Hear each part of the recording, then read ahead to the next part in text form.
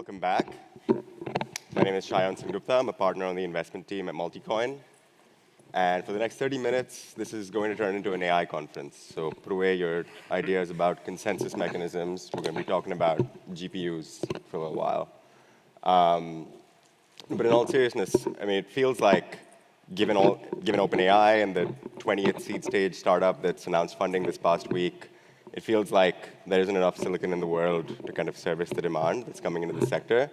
And I'm fortunate to be sitting next to two people who are going to solve that problem. So I'll quickly introduce Trevor Harries-Jones, board member of the Render Network Foundation and chief operating officer at Otoy, and Ahmad Shadid, founder and CEO at Antpit, or IONET, formerly known as Antpit. They just did a rebrand. I talk to Trevor and Ahmad multiple times a week. I haven't had the chance to do it in front of a live audience, but this should be fun. So I think we should start with just table stakes. Trevor, what is Render? Let's start from the real basics. What does the network do? What's the history of it? And we'll go from there. OK. Well, to date, the Render network has been focused on making movie-quality rendering fast and affordable. Motion graphics artists across the world contribute their idle compute to do render jobs in parallel. So we have thousands of distributed GPUs that perform render jobs in a fraction of the cost and time. Great. And so super quickly, for those who aren't familiar, what is rendering? Like, what is that process? Why does it need GPUs? Tell us a little bit about it. Yeah, so rendering is the conversion of a model, a computer model, into pixels. And it was pretty abstract to me when I came on too. The real truth is it's everywhere. It's in movies, games, NFTs, videos, architecture, and more. The other important thing to understand about rendering is it takes a lot of compute. And it turns out the GPU is best suited to do that compute. And so a whole industry has really been formed on the back of that. And when we look back the last 15 years, we've gone from grainy pictures to grainy videos to better and better videos. We're at 4K videos right now. And we're actually on the cusp of a big change as the world starts transitioning to 3D. Apple and Samsung are dipping their toe into the AR, VR world. And for us, that's really exciting because that equates to about 100x compute need from a 4K video today. Yeah, I've seen it described as like pixels, and so that's the most parallelizable operation that can exist, right? Like each individual pixel that shows up on a screen, it's clear that GPUs are useful for that, and multi-thread processors are kind of the standard. And so we can get into that in a little bit. But Ahmad, tell us a little bit about IONET. What is the network? Why did you start it? Give us the quick 2 minutes. Yeah, thank you for having me here. I think mainly IONET is the deep end of AI. We see that looking at the future, definitely we see the AI taking part of, already it's taking over all our life, and maybe now we just notice it because of the ChatGPT. And I just see the shortage of supply, and there's just a real need for an IO or some kind of the AI category in the coin market cap, tokenized models, GPUs used for in a deep end. And yeah, that's how I started IONET. As it consists of multiple elements, from IO Coin, IO Cloud, IO Ventures, IO workers, and IO suppliers, and so on. All of them work together to make this ecosystem of decentralized compute network specifically made for enterprise AI use case, which is going to take over the AI and which is actually most of the AI volume currently. Got it. So, we should start there, right? Like you mentioned the enterprise use cases. NVIDIA beats earnings quarter after quarter. You keep hearing about how there's a massive chip shortage in the world. People are fighting over H100 capacity, A100s. Sort of the spot rental rates for each of these things seem to be spiking upwards, like those gas price charts. From your experience talking to the demand side as you see it, in your case, rendering, studios, artists, Yeah. and Amal, in your case, kind of early machine learning teams. How accurate is that assessment of the world? Like how big is the shortage? Who needs chips, and how is that distribution of compute in the market today? We're, Yeah, go yeah. first. Yeah. We're really in two different worlds. So to understand it, you first got to understand GPU production, which is really a volume pyramid. At the entry level, they have the most production, and on the flip side, at the high end, the least production. And their cost structure is the same. So, when you look at the top NVIDIA chip, the H100, I think it goes for $30,000 plus at the moment, if you can get your hands on one. And that's about 15 times the cost of the top-end general purpose 4090 card. So a staggering difference at the top end of that pyramid. And the crazy thing is that H100 isn't 15 times as performant for all jobs on the GPU. It's actually really customized for training large models. Think GPT chat. And it's true, there's a massive shortage in that area. However, just because it's really good at GPT chat doesn't mean it's good at all AI. At training different models, at inference, and very much so at rendering. We know from talking to partners that many of the diffusion models that you see out there were not trained on H100s, but on less performant models. And why that's important is those models are very close to the consumer models we see on the render network. So an easy lateral move there. I think the real stat that everyone needs to understand, or the picture you need to see, is actually the overall production. There are an estimated 5 million high-end enterprise GPUs in the hyperscalers. So 5 million on the one side, and then there are over 1.5 billion consumer GPUs out there. So 5 versus 1.5 billion. Just a staggering gap. Now, obviously, not all of those GPUs are suitable for AI and for rendering, but we estimated at least 20% are for rendering, and a large subset of that for AI. So there's a really massive opportunity that I don't think goes away with the current bottlenecks on production. And for me, what needs to happen is somebody needs to step in with simple workflows, orchestration, and an incentive model for both rendering and AI. One more thing to add, I think I divide it in 3 layers. So the first layer is, if we talk about the supply, and then the models, because it's connected to the supply, and then we talk about the cost. So if we talk about the supply, the compute power requirement for AI apps is doubling every 3.5 months. Now, this study has been done from 2010 to 2020, not counting what happened after that. So it was already 3.5, it's doubling every 3.5 months. And that means 10 times every 18 months. So the amount of compute power we need for AI apps is just growing and growing and growing at massive compound annual growth rate. And then if you look at the more slow, it's just 2x every 18 months. So we're not able to keep up with the demand.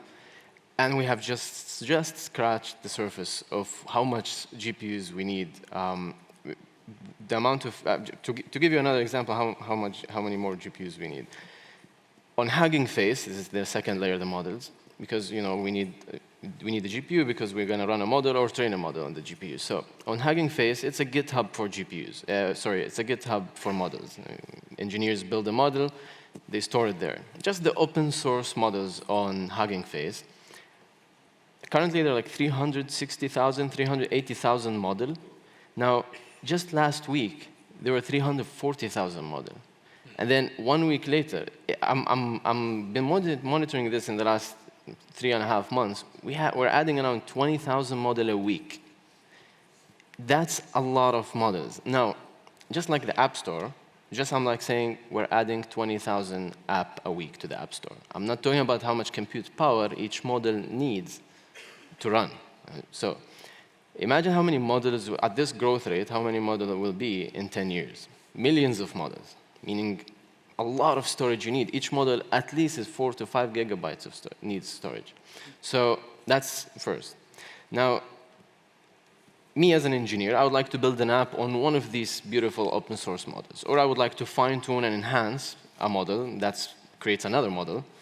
And then I will take this model and I will copy it on the quantity of GPUs I need to serve my user. Let's say I want to build a mobile app that does stable diffusion. It's a new model that has beautiful photos. For every 1,000 users I have, I need a new GPU.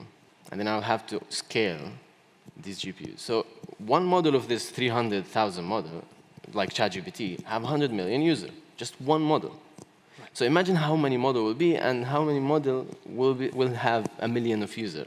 And each one of these users I need to scale by GPU. So there will never be enough, based on the current computation landscape, based on the current architecture of how models are built. If we just keep going that way, there will never be enough GPUs to match the demand. So then comes the cost. So just like the EVM, as Kyle showed, it comes in a funnel. Who pays more gets the transaction happening. Get his transaction done, meaning get his inference done or deploy his model.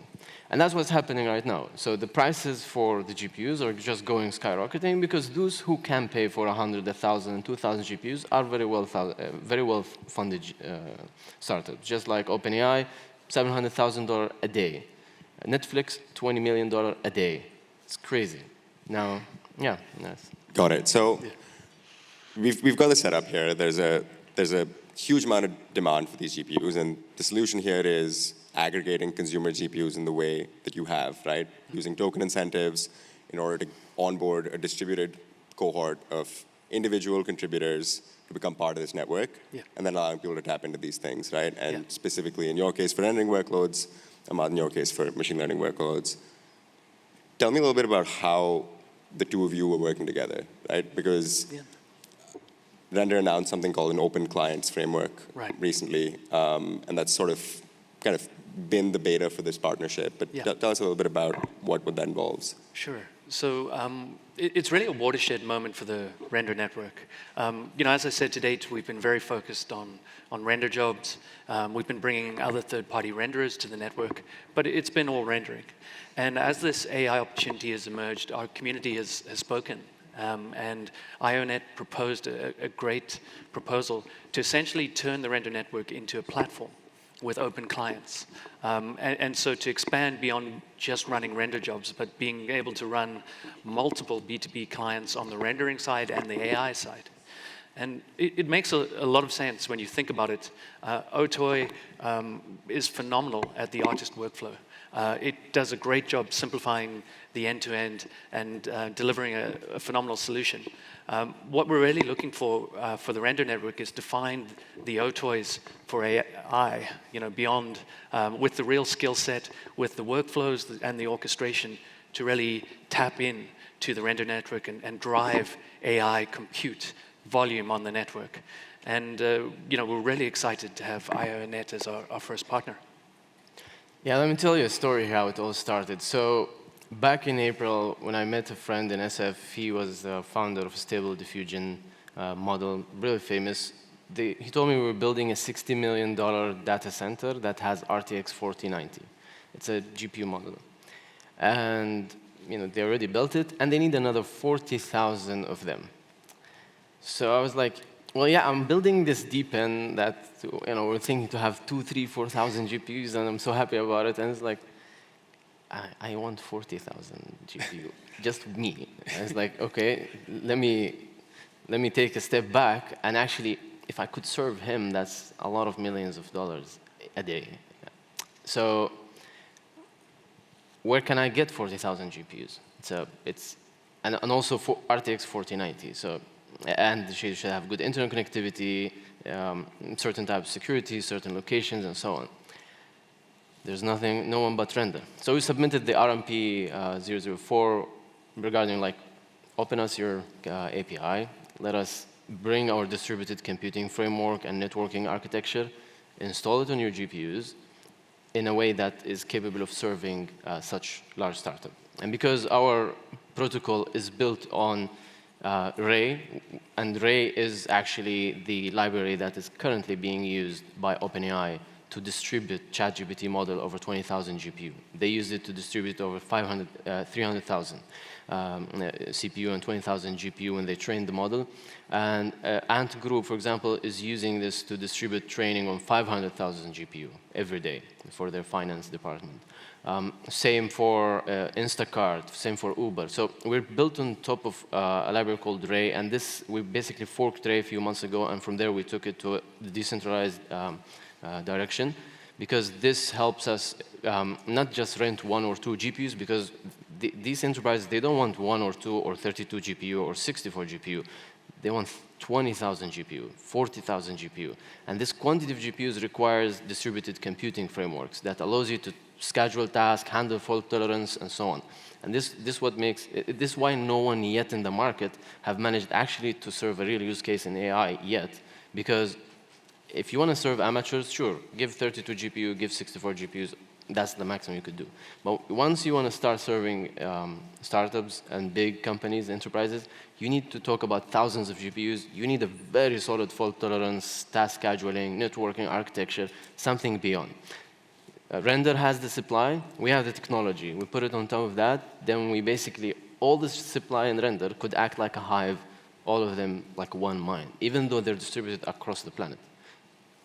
Got it. So would you describe that as sort of this batching orchestration layer, right? Like taking a job that would normally happen in a data center or like on an enterprise grade A100, H100 card with, super fast interconnects or a decent amount of RAM.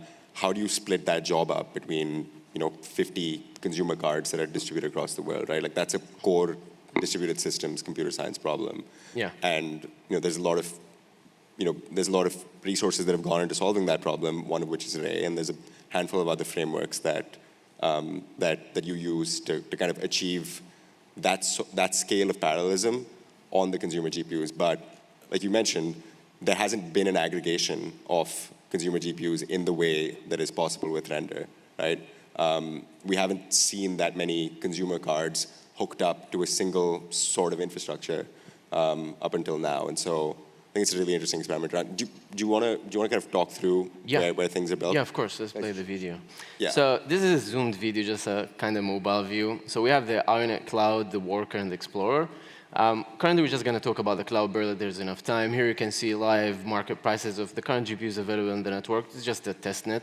You can see that I have, I think, 40 RTX A6000. So right now I'm going to make a cluster on these distributed GPUs. As you can see, I have Kubernetes clusters or I have Ray clusters. So Kubernetes opens massive use case. Imagine decentralized Kubernetes. Here I'm going to call it Multicoin Summit 20. Next, I will choose the supplier, where the GPUs are going to come from. Are they coming from Render Network, from the IO Network? And each type of these GPUs are either storage optimized or lightweight computing optimized and so on. Now I could select one location from where the GPUs could come or multiple locations. And the internal architecture of the network will stitch these GPUs together. Next would be selecting the GPU type or CPU or even a TPU. And then I'll choose the security compliance because that's something really important. After that, I'll choose the connectivity tier of this. And the more, if you want the highest speed, I would just go with the highest speed. Then the cluster purpose, I could go from PyTorch, Ray, Ludwig, IO native app, and even Unreal Engine streaming and so on. Right now, we're going to go with Ray. And then next, I will select the quantity of GPUs I need to take. And after that, I will, and basically... So, Emma, what exactly is happening here? This is an engineer that's deploying a cluster. I'm making a cluster right now of GPUs that are from all around the world. I'm going to, now you'll see next, that with these GPUs, they're all going to come, they will act like a single cluster. So let's just wait for a second.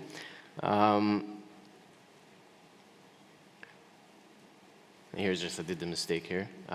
Anyway, so what happens right now is cluster is being deployed. This is sent to the network, like someone wants to deploy a cluster. And what's happening right now that I rented the cluster for an hour.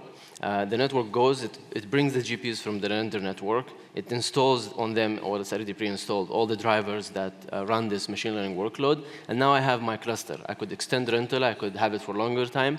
And you can see the cluster has an ID because it's on chain. And then I could see that the cluster is still going to deploy. So right now I'm going to just scroll down and see more information about the cluster. For example, I can see I have a Ray dashboard link, Visual Studio Code, Jupyter Notebook. I could have an experience just like any cloud. Here you can see all the nodes that are part of this compute cluster. And each node has an ID, which you could go to the Explorer and see. Now, each node, as you can see, how much it's going to pay, how much is slashed, and so on. I'm going to just go scroll so much down now and just choose a node randomly.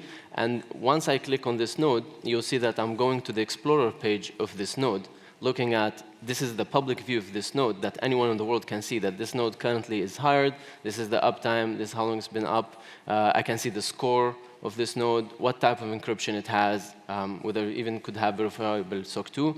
Now I'm going back to my clusters. Already was deployed. All these GPUs from across the globe, now they are this is real. I just recorded it a few minutes ago. Now I'm going to go to the Ray dashboard. You'll see all my GPUs in the network. All of them just got stitched together. And what I'm going to do next is I'm going to show you that there's also Visual Studio Code. I just need a password. I go inside it. I can code and have an experience just like any cloud platform. The UX is really critical in the crypto market. We don't have a good UX. And here, I don't want to add one more solidity to the world. We have to make it simple for the engineers to really adopt this new technology. Now, next, I'm going to show you, this is a playground on top of this cluster where you can kind of train a small model and fine-tune it. So you'll see the neurons in the network. And later on, you'll be able also to see the millisecond of latency between the nodes communicating together and so on. But here we're talking about neurons of a small neural layer, like this kind of a model that is basically trying to predict an image. And this is just, of course, kind of an example of a running cluster. And you can run a lot of workloads in this cluster, just like any compute cluster. So the experience is just like any cloud. Latency is amazing. There's a lot of customization that you could do here. I think that's it. I think the video's done. Sorry. Nice. Mic drop. Took us a while. So Thank you. just for the folks who might have tuned out there, what Emma just described was a distributed cloud offering that kind of operates at parity with a centralized provider. You can basically do anything that you would do on sort of like an instantiation, like spinning up a cluster on an AWS or a GCP instance, but theoretically at a fraction of the cost. Now, we haven't, talk to me a little bit about pricing and how you think about that, but allow me a second. So yeah. You saw the cluster right now was like 40 GPUs. If we have the supply, we can have more than 50, 60, 70,000 GPU in 10 seconds. All of them, they will be in the cluster, and you will be working, even though they're all across the planet. This is something not even seen in any cloud provider at the current moment. About cost? Got it. Cool. Sorry. Yeah. I mean, that's, yeah. And so you've set up the environment, right? Someone can go in and distribute a workload in the way that they normally would, and you handle all of the messiness around kind of orchestrating it and dealing with input and output and latency and bandwidth around communication between each of these nodes. The question becomes, who is going to do that? Like, who is the ideal customer, and what is the kind of workload that they end up doing? Are they running inference workloads? Are they running training workloads? Are they running more rendering workloads? Like, Trevor, how do you see sort of demand in the market in general shaping up? And how does the network, like Render specifically as a general purpose platform now, taking on a bunch of different workloads, how do you think about serving that aspect of the demand? So lots there. I think what's really interesting in that demo is we actually gave a small sample of 20 or so render nodes to just test the software running on the nodes successfully on the actual nodes that we use. And so this was a really key milestone for me, so really exciting to see that because it's really a first step into this. Where we see the demand, well, I can talk for the rendering side, and I think you're probably better suited to talk for the AI side. But on the rendering side, there's a lot happening. We've been working on adding multiple renderers. When you look at what AI has done to the 3D graphics space with companies like Runway and more, you're seeing a disruption in the tools and how people create motion graphics. It's completely simplified it.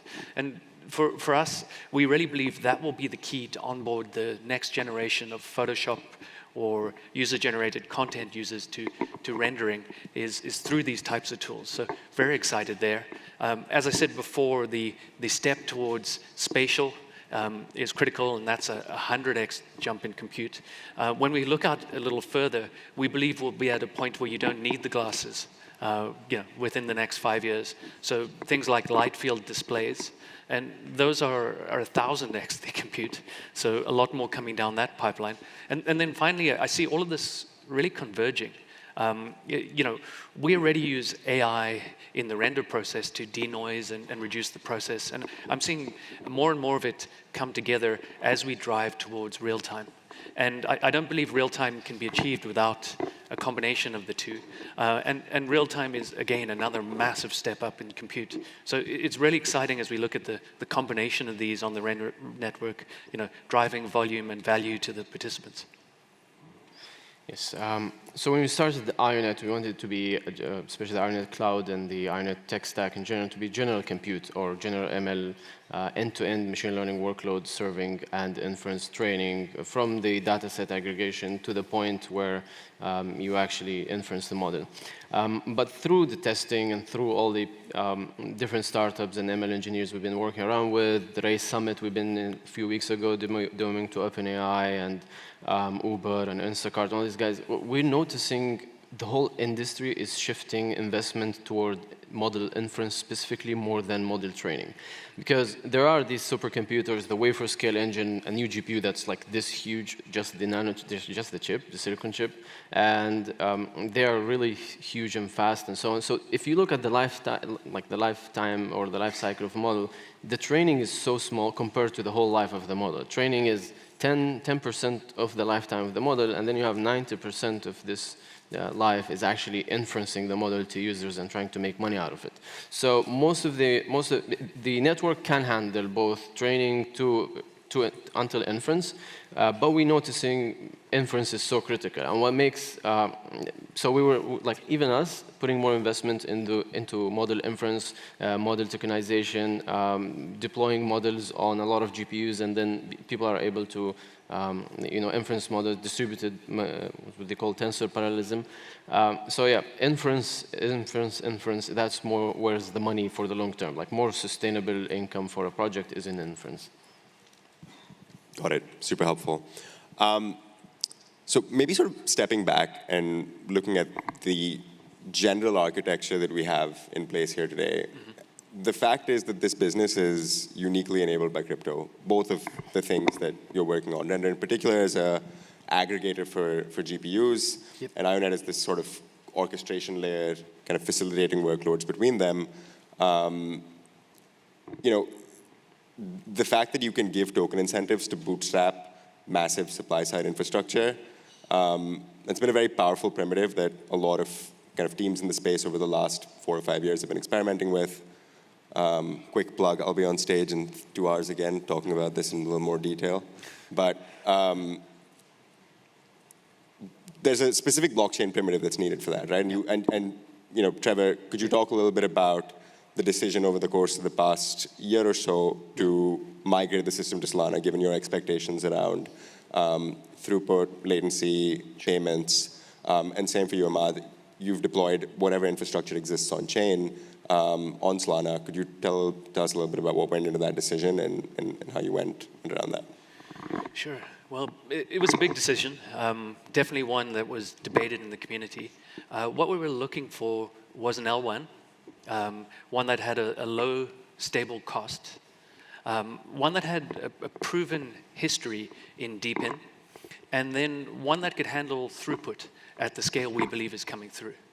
And what really excited me about our choice in Solana is, a big part of our vision has been not just incentives, but really using the blockchain more and more. We're in the age of AI at the moment, and what that means is you have lawsuits about using your data to train and tracking and provenance. And what's really exciting for us is I see a path towards putting more and more of the creation on-chain, using compressed NFTs, being able to show you created it, being able to show proof of ownership, being able to show royalty streams. And I don't believe any of that could have been possible without this change. So for us, it's a really exciting move. Yeah, for us, I think you have a model, and there's millions of models, and then one model, you need to tokenize it, and then, because if you want to inference the model, you have to use the token of this model to inference the model. So, and I would use like 1 million token or 1,000 token to get a book of results. Now, we needed a chain that I could basically do all this microtransaction. When people inference one of these hundreds of models, they will have to tie the inference with a microtransaction so they could get the result out of the model. So that's millions of transactions. And because Solana has the Fire Dancer coming in and all the upgrades on the network, they're the only one that actually could be economically possible, because you need, like, each inference should cost 0.001 cent and such that. There's just Solana. Exactly. All right, guys. I could sit and talk to you guys for another hour, but we're at time, so appreciate you helping. Thank you. Sure.